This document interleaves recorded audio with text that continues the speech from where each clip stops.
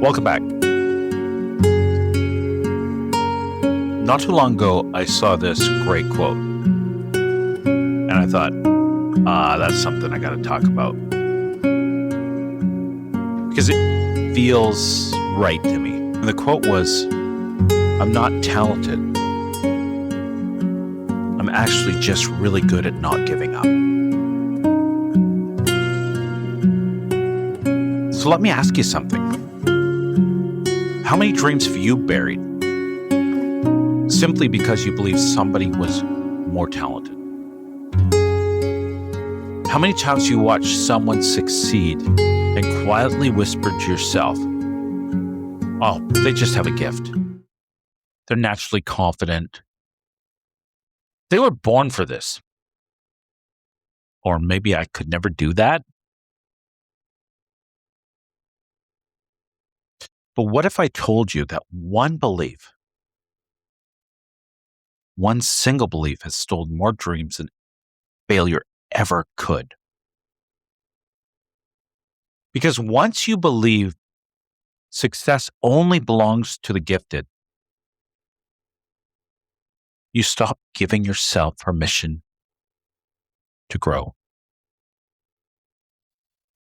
Because the only limitations in this life are the ones you believe. And here's something that I've learned after watching successful people like athletes and entrepreneurs, parents, students, leaders, artists. But these people transform their lives. And the truth is, the ones who succeed are not always, or almost rarely, they're not the most talented people. They're simply the last ones standing. And the other people, they call it gifted. But often it's just years spent doing what everyone else quit doing.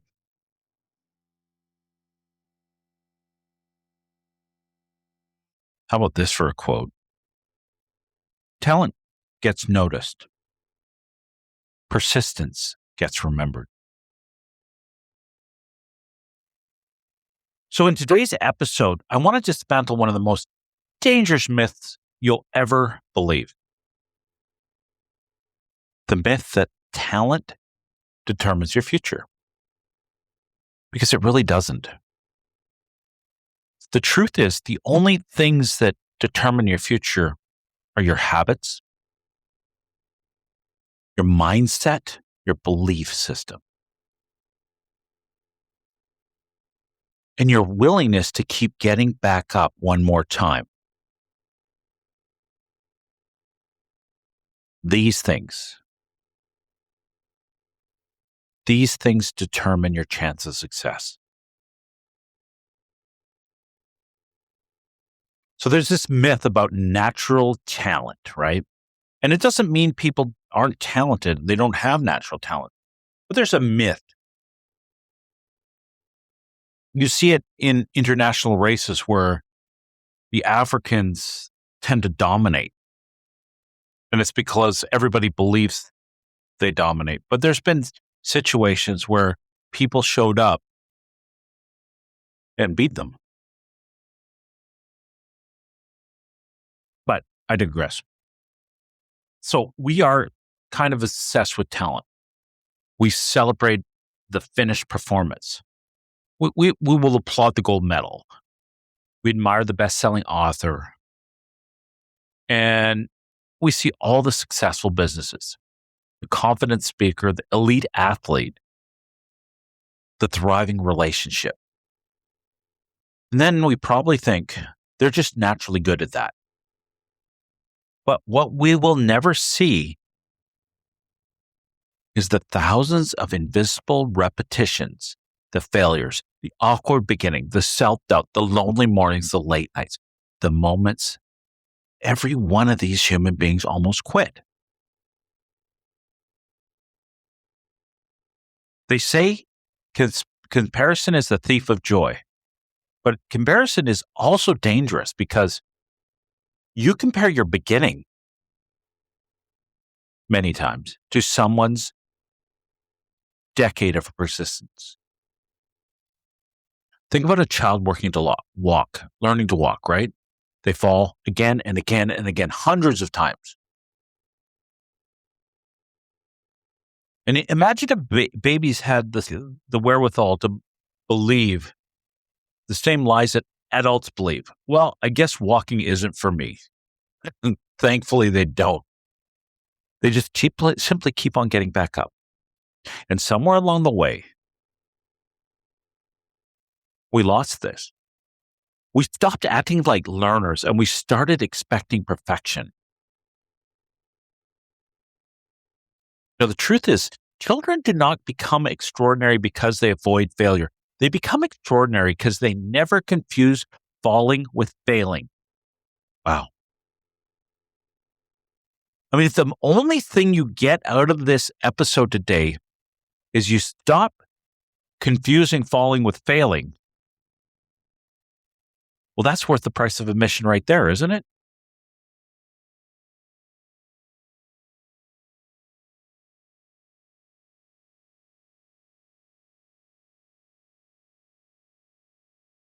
You know, the truth is the real difference to success is actually identity, not ability. Here's the truth. The biggest difference between people who succeed and people who don't, it usually isn't necessarily intelligence, usually isn't just talent, and it usually isn't opportunity. It's identity. One person says and believes I failed, and that's who I am. The other person says I'm a failure. The one person sees rejection as information, the other sees rejection as confirmation. One person says, no, I haven't figured it out yet. The other says, I guess I'm not meant for this. See, all this is the exact same event, but a different mindset. And that kind of mindset creates a different future, right? I failed or I'm a failure.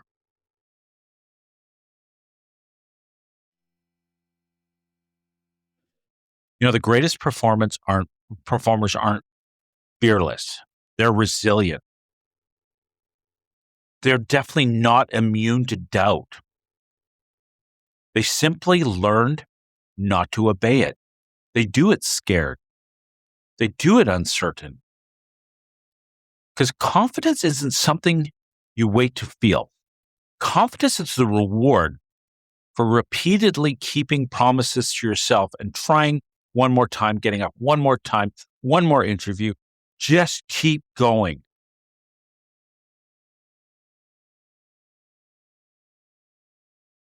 The quote that sticks here is confidence is earned through consistency, not gifted through talent.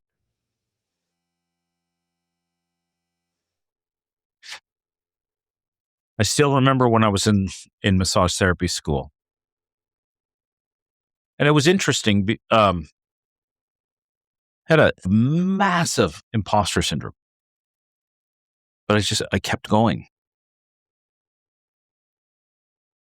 and I kept trying. And I remember it was the final term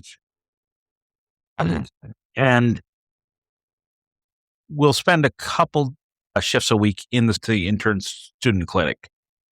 And a lot of kids at the school come and see you, especially because you're an advanced student, right? So you're just about ready to move into the profession. So more than likely, you have a better knowledge of what you're doing and better skill. And I remember coming into the final term, and up to that, like my treatments were okay, but they weren't impressive.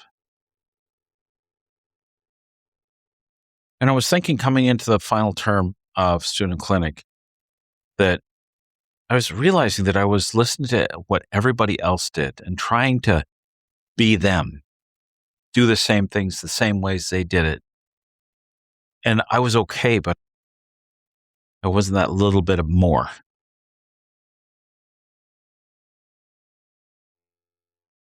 And I decided that I would go into that term being completely and wholly myself, which was something that I was afraid of because in the background is imposter syndrome. I'm not good enough. I don't know. How will I ever make it? And then there was this other voice in me saying, you're nothing like these other people. Your whole life experience is completely different. And if you never go in there, take the risk to go in there like you are, as you are, wholly and completely, you'll never know what you're capable of.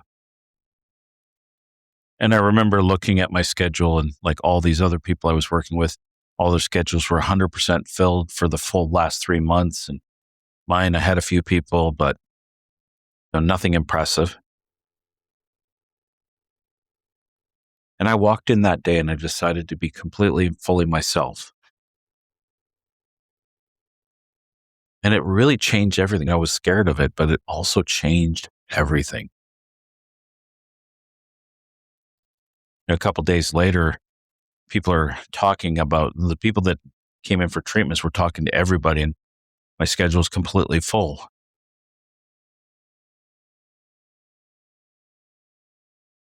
And before then, I didn't know if I would ever make it at this, but like, if there's one thing that I've learned in this life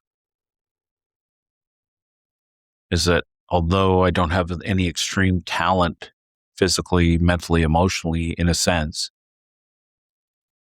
I do have this crazy talent that I inherited from my parents, that we're all just really good at never giving up.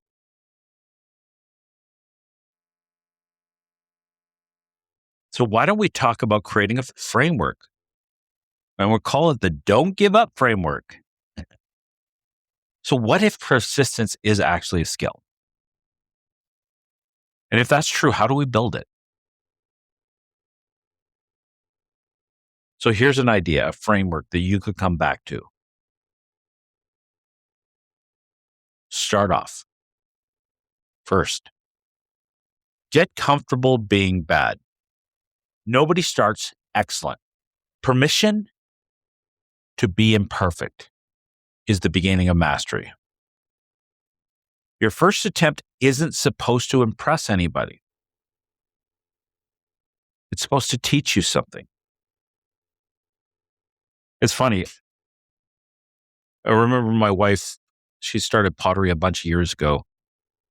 And she's like, it's not perfect. It's wobbly. It doesn't sit right. It looks weird. Da da da da da da da. And I was like, okay, next time you go down there, what I want you to do is I want you to purposefully throw the most god awful, ugly looking, oblong mug that you could possibly do with, like, make the worst thing that you could ever do so you can get that out of the way. So you can see that life doesn't end in that moment. And she took my advice. And now you should see the pottery she builds. It's amazing. People love it. She sells it online. It's crazy. But all because she didn't give up. And all because she risked failure. And all because she took a chance to do the worst thing she could and found that it didn't destroy her.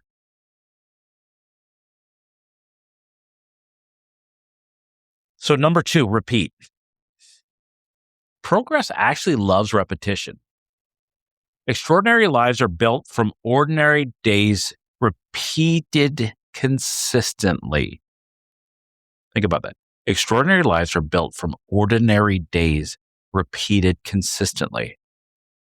One workout at a time, one conversation time, one chapter, one decision, again and again and again.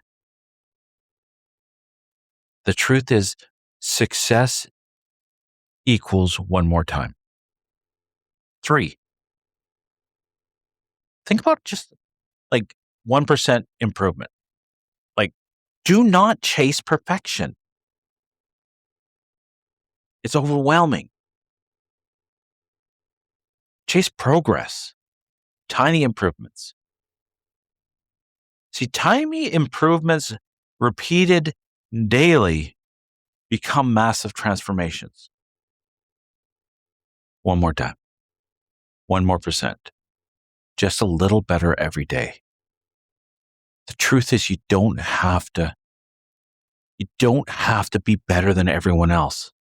You just have to be a little better than the version of you that was there yesterday.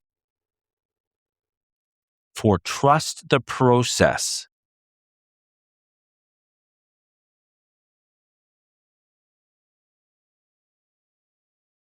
See, you don't plant a seed and dig up the vegetable tomorrow.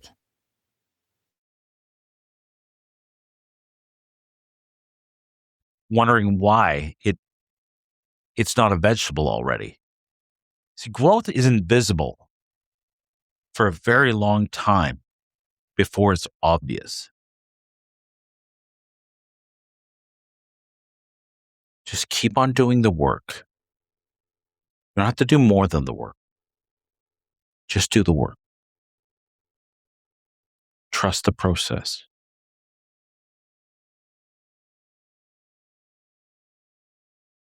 See, most people quit during the invisible stage of progress.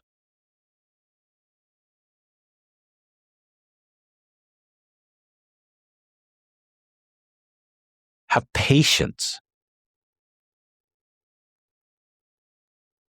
Things are happening behind the scenes all the time. You're slowly building strength and resilience.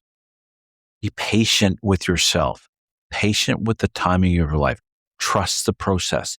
Most of the time, if something isn't happening right now, life is probably aligning things in order for it to happen in the perfect moment. You also need to persist through the plateaus. Plateaus aren't proof that you're failing. They're proof that you're building foundation. And the breakthrough usually happens right after the moment people quit. Success is rarely linear.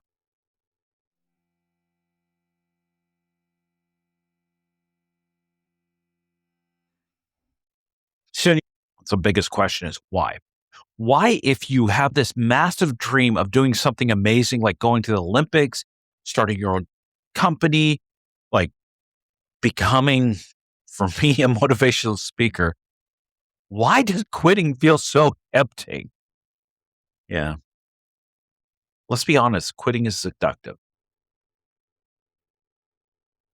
Mainly because quitting offers immediate relief. As soon as you quit, there's no more immediate discomfort. There's no more embarrassment, and there's no more uncertainty.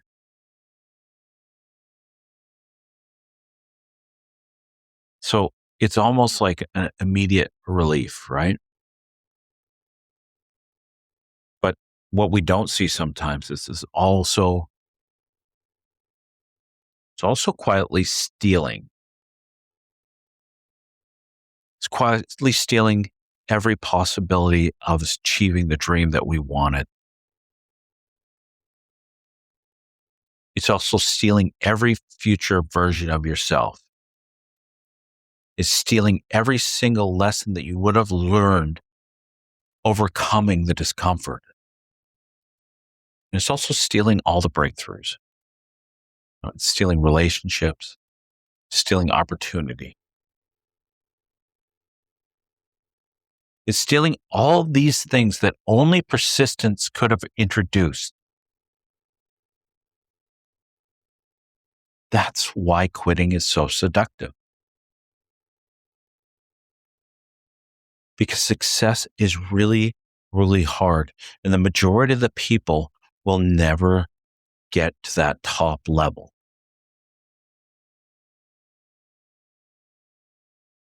But the truth is, the ones who do only did it because they persisted. That's the only reason. Now, I've come to believe that most people aren't defeated by failure. Very rarely do I see people completely defeated by failure. They are defeated by the meaning they attach to failing. Because honestly, failing isn't saying you can't. Failing is probably tempting you. Like, will you keep going? Will you try again? Will you get up one more time? Will you, despite this little bit of short-term evidence that you haven't done it yet, will you keep on trying? That's what it's asking. If you think about every meaningful thing in your life, think about them. Friendship, marriage, parenthood, fitness, healing, business, sports, education. Not a single one of them happened. None of this happened because everything went perfectly. It never happens that way. I mean, that's the dream. Every single one of these things happened because someone stayed committed. And they stayed committed even though quitting would have been easier. The truth is, persistence is choosing your future over your temporary feelings. So imagine if you quit, if you just quit, but you quit 5 minutes before the breakthrough, 5 days before the opportunity, 5 months before the transformation. How would you know you missed that? You wouldn't, never would. And this is why persistence matters. So let's do a little reflection. Just take a moment. Think about one dream you've quietly started abandoning. And you're not abandoning it because you don't want it. It's because something's convinced you that you're not talented enough. Now ask yourself, is that actually true? Or is it a factor? Or have you simply not stayed with it for long enough?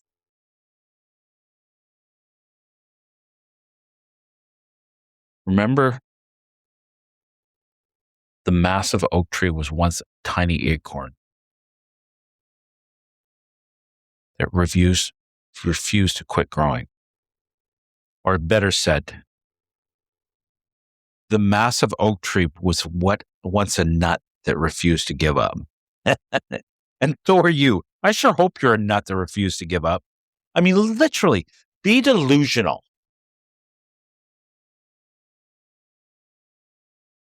All the most amazing people in this world were delusional and persistent.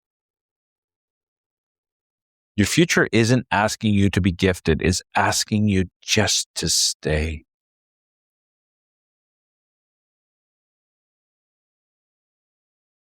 So in closing, I'm going to challenge you to become the person who doesn't quit. And this is how I sit with people quite often and believe in people. Literally, if I could leave you with one identity today, and this is the only thing you ever got from me or my podcast, it wouldn't be I'm talented. It would be I don't quit. Tenacity. Actually, I was talking to one one of my athletes not too long ago, and I said, "Man, are you ever tenacious?" And she goes, "That's the best compliment you could ever give me." And I'm like, "Hell yeah!" I don't quit because eventually talent will reach its limit, but persistence and tenacity, it doesn't have a limit. Talent may win today or may win the battle, but persistence wins the decade. It wins the war. Talent will get applause, while persistence will build character. And most people are impressed by talent. But persistence, watching someone persistent, will transform your life. Maybe that's your new identity. Not I'm the smartest, not I'm the strongest, not I'm the most gifted, but simply I'm the person who keeps showing up again and again and again. No number of times is enough, because eventually consistency compounds, momentum builds, confidence changes, and one day people will look at your success, not understanding, and go, "Wow, you're so talented." And you'll smile, because they'll never see the thousands of moments you almost gave up. But you didn't. You're still here. So the final challenge this week, choose one goal you've been neglecting. And it doesn't matter how big or small. And commit to showing up for that goal every day for the next 7 days. Not perfectly, not brilliantly, just consistency, 1%.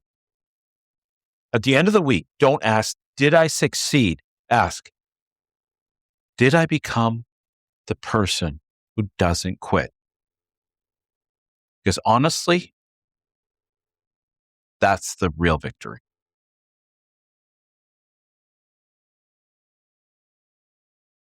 So in closing, hey, if this episode challenged the way you've been thinking about success, I want you to carry one sentence with you this week. And that is, I'm not trying to become the most talented person in the room. I'm becoming the person who refuses to give up. Write it down. Read it before every workout, every difficult conversation, every creative project, every race, every new beginning. Because the life you've been dreaming about probably isn't waiting for you to become more gifted. It's waiting for you to become more persistent. And here on Your Inner Advocate, we know that greatness is not reserved for the naturally talented. Yeah, it's earned by ordinary people like me who make one extraordinary decision every single day. And that's simply to get back up one more time. So keep on getting up one more time and keep on building your own inner advocate. Thank you for listening to this episode of Your Inner Advocate, a podcast by Kimen Petersen, formerly Conversations with Kimen. If you found value in today's episode, please follow, like, and share the podcast with someone who you think may benefit from it. You can listen on Apple Podcasts, Spotify, Podbean, and connect on Instagram at your_inner_advocate. Until next time, keep listening to and developing your inner advocate.